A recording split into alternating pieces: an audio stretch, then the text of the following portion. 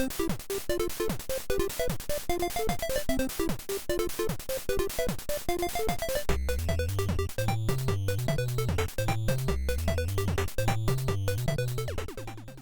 everybody! Welcome to the Marioversation Podcomedy Show. I'm your host, Seán Walsh, and today I'm joined by Nintendude. We've collaborated a few times in the past. You can just give a brief introduction to yourself. Hey guys, I'm Nintendude, also known as Dude, and I have a YouTube channel. That's about it. I'm here. So, today we're gonna go over a few different things. Mainly, I've just finished Mario and Luigi Brothership. I don't know, it's 6 months later, but I wanted to maybe discuss some of our thoughts on the game. So for those of you in the audience and those of you who are listening to the recording later, there will be spoilers, obviously major spoilers for the game, so listen at your own risk. Brothership. I really liked the story in the end, and it took me a long time to warm up to it, I think. But in the end, I think it really sold itself to me. There was a lot of meandering early on. It took Bowser's minions coming in to really open the game up to the interesting parts. And it wasn't even specifically the minions appearing, it was just that's when the story started to really pick up. Yeah, it took about 10 hours for me to actually get somewhat interested in the game, and then it took many, many more hours before the story actually started picking up. I was enjoying a little bit here and there before, but yeah, Bowser's minions come in was really when it started to get interesting. I was just reading the developer interview that they did where they sort of discussed the story and how it came together. They talk about that scene where Bowser's minions are seen fighting Zocket's army. That is probably the coolest part of the game to me, or at least one of the coolest parts. I love the way that they kind of come in this big bombastic way, and it's like, yes, they finally arrived. You've been waiting the whole game for them to get here. You know, here they are.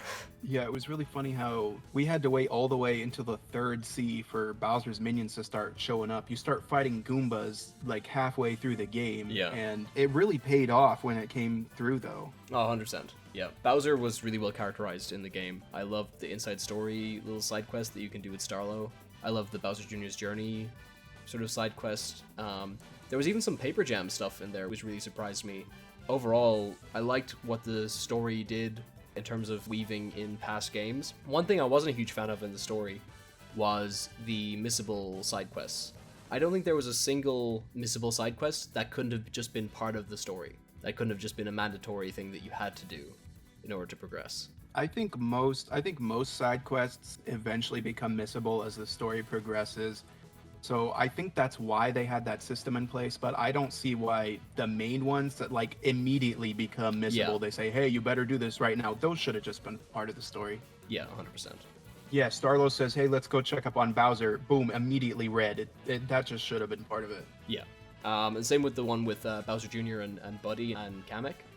I really don't know why that wasn't part of the story, because it's built up and it feels weird if that payoff's not there. I wonder if anyone skipped that side quest. That would be interesting. Same goes for Cosette going away to the Great Lighthouse. There's a few other ones like that. I was very confused by the choice to make them missable. I don't know why people would want to not find out what's going on with Cosette. Yeah. So, yeah, that's... They already didn't give us really that much information, and then the only little bit we do get is in this optional side quest. Yeah. Overall, I still think the game is really well put together as a story. I like the ending a lot, especially. I think they do some really fun stuff with Reclusa. I thought that Reclusa ended up being a little half-baked by the time the story was over, but I think that's just sort of par for the course with this type of twist villain. He did feel half-baked, but I'm glad he got the time that he did.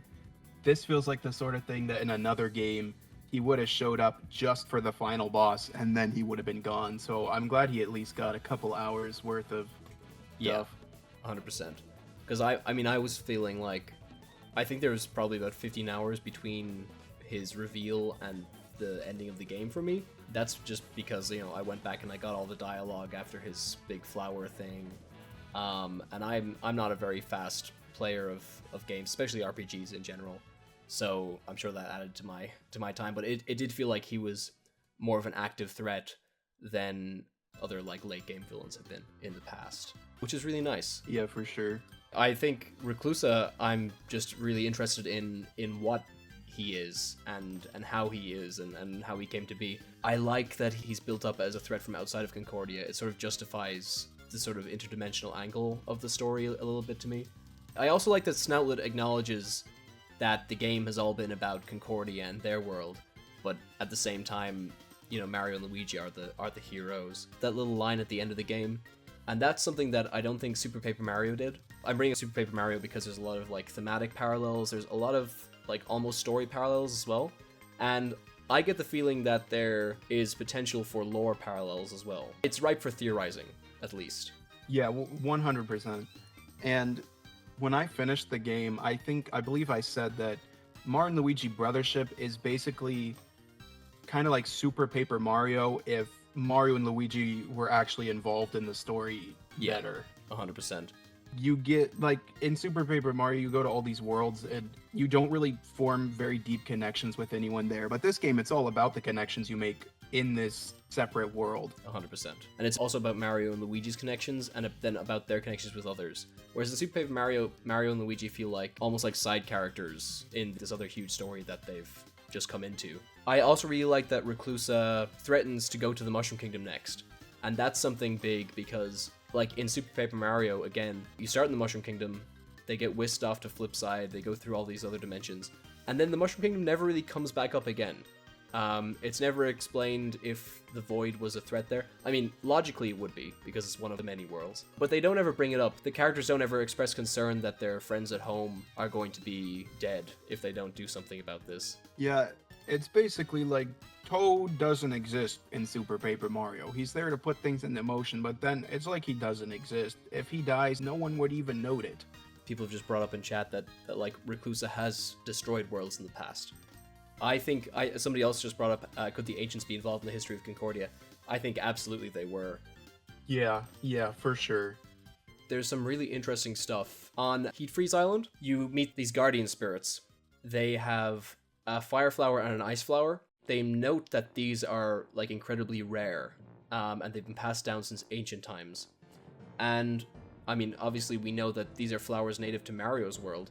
That to me speaks to the idea that Concordia was once open to other dimensions, and where would that have happened with the ancients, hence them being passed down since ancient times.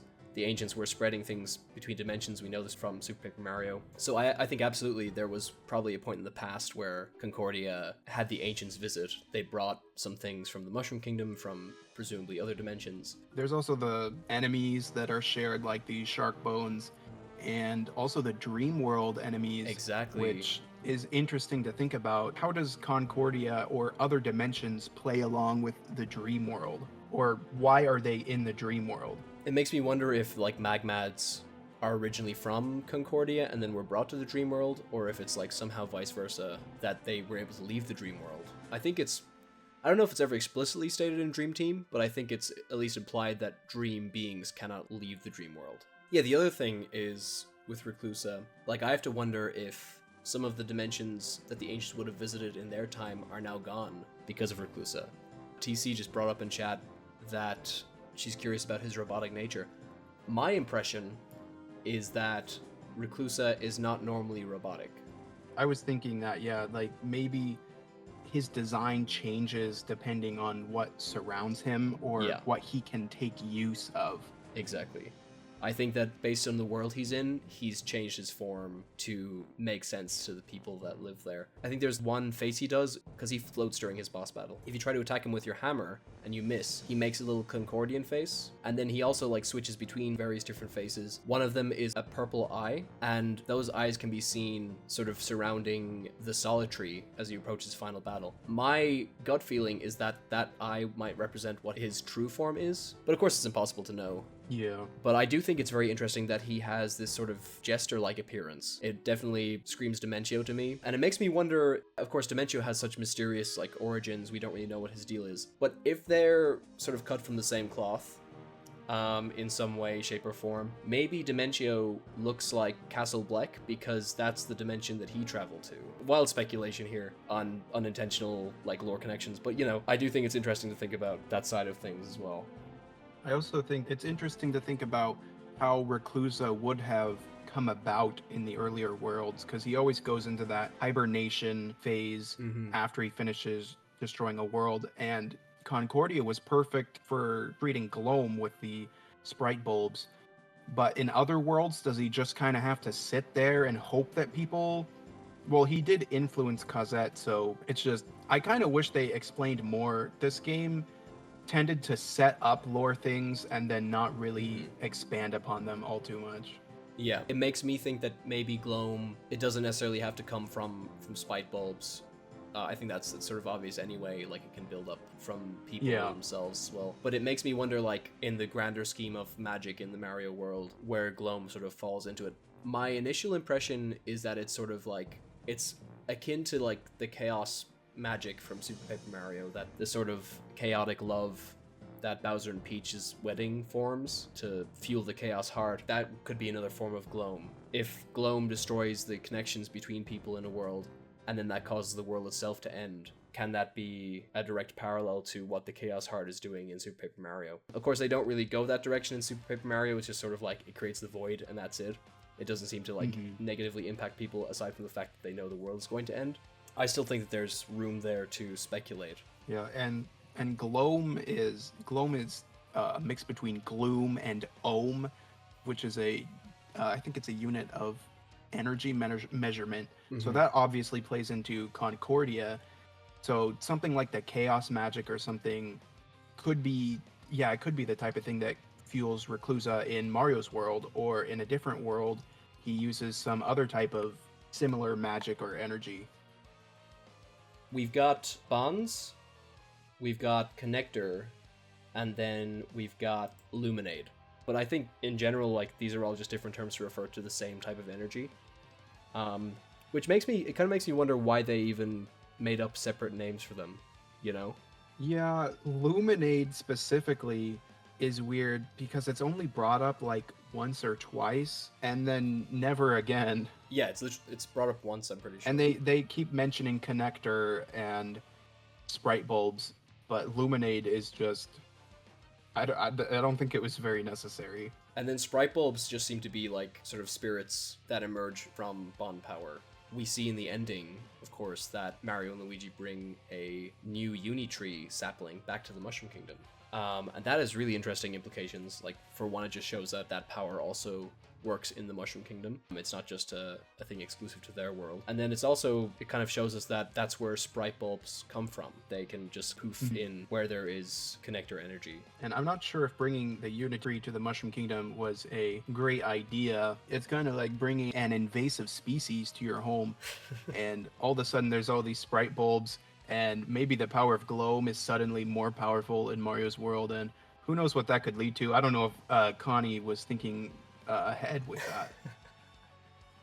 My impression, though, is that they may be growing the Unitree in hopes that it can connect back to Concordia, or like it can provide enough energy so that they can visit again. That would be interesting. Because they did mention, obviously, the Great Conductor only had enough power to send everyone home once. And that would be their final goodbye. And I don't know if you went around and talked to everyone during that ending sequence, but a lot of them were saying, we'll see you again. You know, and Mario and Luigi didn't seem to like disagree with that notion. So, you know, maybe that's sort of their way of reconnecting with these people in the future. I do think it's really sad for like people like Buddy and Bowser Jr., or even that one Koopa Troopa who was best friends with a guy on Offendon Island. Yeah. Like, I was like, that's so cute that they have that friendship, and they won't be able to see each other again. Speaking of Bowser's minions, we have that beautiful part in the ending where there's two Goombas trying to get to the portal, and Bowser makes sure that they get there before he does. He's the very last person to fly through. Like, that is that is such a great character moment for him. And I think it's so nice to see that they're sort of carrying on the tradition of Bowser being so supportive of his minions and so selfless when it comes to them. Yeah, you can say whatever you want about this development team, but they really seem to understand Bowser and his minion force. 100%. I didn't really like the Toads in this game. I know people talk about, you know, Toads being samey in like modern Paper Mario and even like Paper Jam and stuff. but I've never had an issue with them before this game. This game really felt like every Toad sort of had the same personality. They were all called Toad, which I really didn't like. Yeah. I would just not have given them named text boxes at all.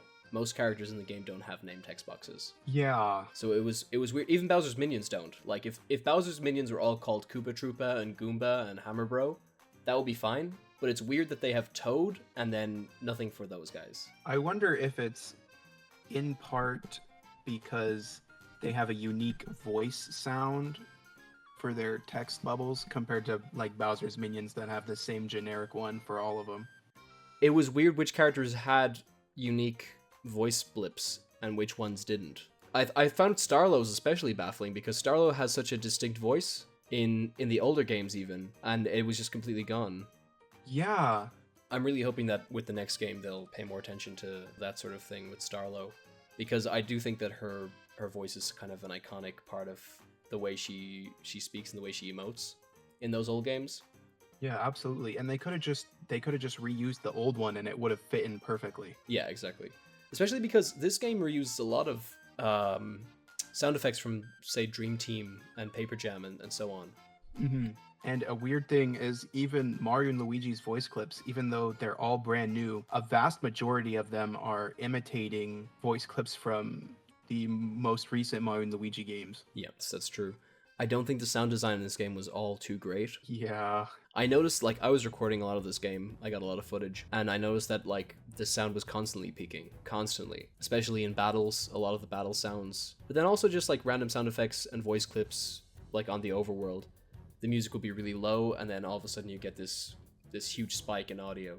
Lots of overlapping sound clips as well. Yeah. And then it was weird, the choices that they made for certain sound effects. Like, I think that they talked a lot in interviews about maintaining the Mario and Luigi feel. Mario and Luigi has always had a very distinct sound for the bros when they jump and so on. And then they decided for this one instead to use like the new Super Mario Bros. Wii and U jumping sound effect, which it feels very wrong to me. And you can't jump to the music and with that kind of jump sound effect. It doesn't sound right. I think it's also that the jumps are a little bit delayed compared to older games. I think that the old games had such beautiful overworld design, and that even though they weren't platformers, the platforming felt good. I really struggled with Brothership's platforming. I think especially at the end when they had so many challenges back to back, that was really like draining to me. When I got to the 4th lighthouse, I was like, thank God that there's no puzzles here. It's just like an elevator straight to the top. Yeah, especially after we just finished Bowser's Castle, and then we immediately go into the lighthouse, and it's like, oh, I am not ready for another big long lighthouse full of puzzles. It's probably in part because older Mario and Luigi games, they built their puzzles like into the overworld a lot more. There was barely any dungeons in those games. Aside from, the final area, the rest of the game was just exploring the overworld. The bosses were like a natural part of the overworld experience. They would just come up in the story naturally. And if there was a dungeon, it wasn't like a structured, like, okay, now here's the dungeon. It's just, it flows pretty well with the rest of the world. I could talk on and on about Brothership, but I think this is a good opportunity to move forward. Sure. I wanted to briefly discuss an idea I've had recently about the star sprites.